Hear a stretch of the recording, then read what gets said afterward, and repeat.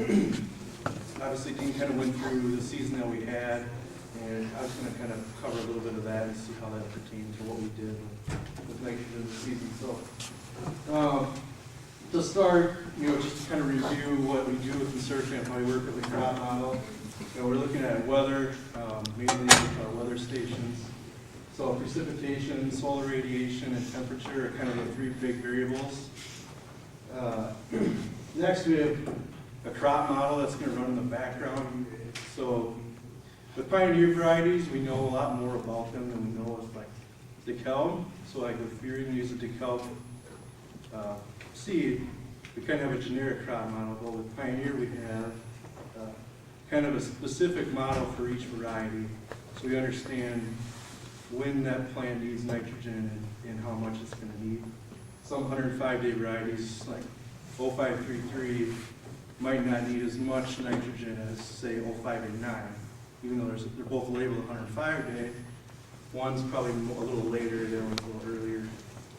They're going to respond differently. So, third variable will be the soil types. We look at kind of reclassifying your soil types a little bit differently than what you've done in the past. And then the last thing would be just your general management practices as far as like tillage and when you're putting fertilizer on in the forms.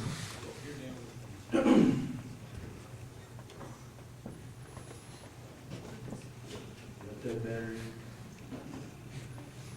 All right, so the rainfall, I wanted to compare 2015 to 2016. Because in 15, most of my customers actually put on less nitrogen than what they were used to. Kind of depends on the area you were in. But so this is data. This comes from a weather station south of Owatonna.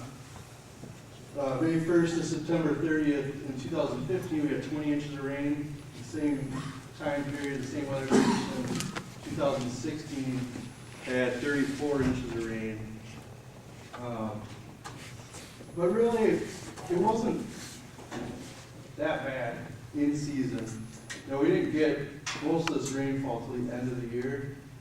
I think most of what we needed to accomplish with the nitrogen was already done.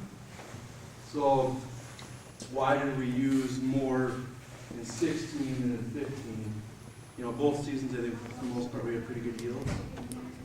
And I think if you think back to the fall of 2015, we had 12 inches of rain between September 1st and December 31st. And a big chunk of that came end of November, early December. And with that soil just wouldn't really freeze up. I don't think we were below zero until like January 9th.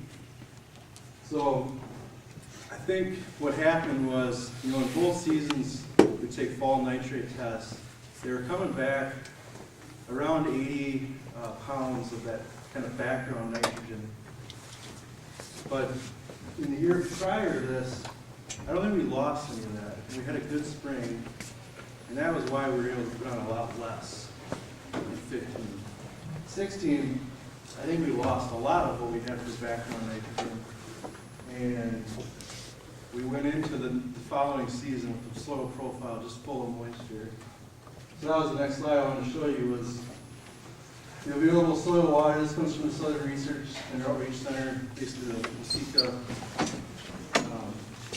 They're monitoring this over there.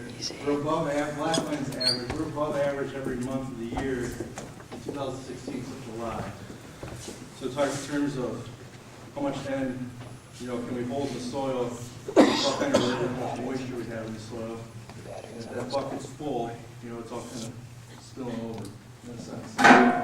So this is just kind of, I just wanted to illustrate why we use more in 16 than 15. Now, there's no way we could have predicted the rain we had in August. I don't know exactly how detrimental that was to our nitrogen. Yes, I think a lot of it was we already accomplished what we needed to with it. But, certainly some extra might have helped. I don't know if it would have paid return on investment wise, but. So, that's all that is dependent on your soil type.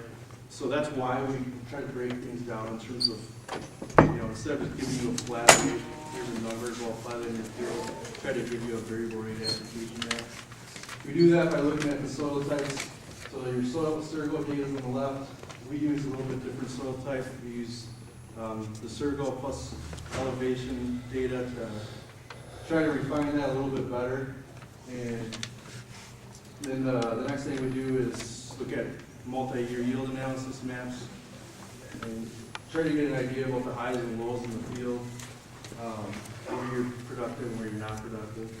And then we kind of take the Encirca decision zones, or excuse me, the ERUs on the left, the soil types, the yield map on the right, and we try to merge that together, and so that we can variable rate now on these new decision zones using yield and soil type. So just to kind of recap, we're looking at weather with weather stations, using analytics in terms of modeling with crop models and the weather data, and then with that we can come up with variable rate nitrogen recommendations, variable rate seeding recommendations. We're doing fertility now as well. So try to be quick, but if anybody has any questions, I should be around. Or George? How did the check counts work out this year? Did you get an increase? Yeah, so I'm still analyzing some of the yield data I haven't gone through yet, but we got some positive results. And kind of like Jim said, nitrogen, kind of like the stock market, you can be an expert on it and still not know which way it's going, but we're really just trying to get a better understanding of where we're at throughout the growing season and learn as we go. And I think we're getting better. The results this year were better than last year, mainly because last year we were saving money on nitrogen. This year we were adding yield. So return on investment wise, it was better this year. Some of them are really big numbers, and I don't even want to stand up here and say, $40 an acre or whatever, because it just really depends on what the grower was doing for his conventional program and how we saw these things. But they're all over the board. There's some wins and some losses, but for the most part, yeah, we saw some really good results. So we're looking at high rates again next year? Yeah, so I kind of touched on that, but I guess I didn't go into it. We're very wet again this fall, obviously, and we're going into next season with an average of about 40 pounds of N. In 15 where we were using less nitrogen, we went into the following season with somewhere between like 80 and 100 pounds.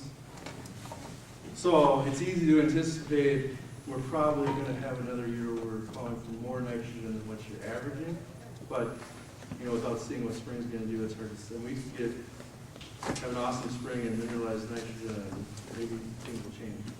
I would anticipate, I've even heard the University of Minnesota saying this just in general, adding a little bit to the program, whether you're using Encirca or not.